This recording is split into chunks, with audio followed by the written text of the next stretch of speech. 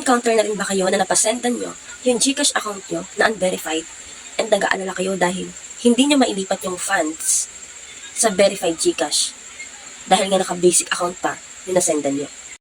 O kaya naman, may instances na biglang nag-something went wrong or need ng face scan, kaya hindi nyo makuha yung funds sa GCash app nyo. If isa sa mga nabanggit ko ang pinoproblema nyo, ay kayang-kaya natin yung mailabas. Minutes process lang, basta hawak mo ang SIM na gamit sa GCash account nyo. If may mga katanungan pa kayo, direct message nyo lang ako, Micaela Gonzaga. Naka-meta verified tayo kaya safe na safe ang pera nyo. Happy trading!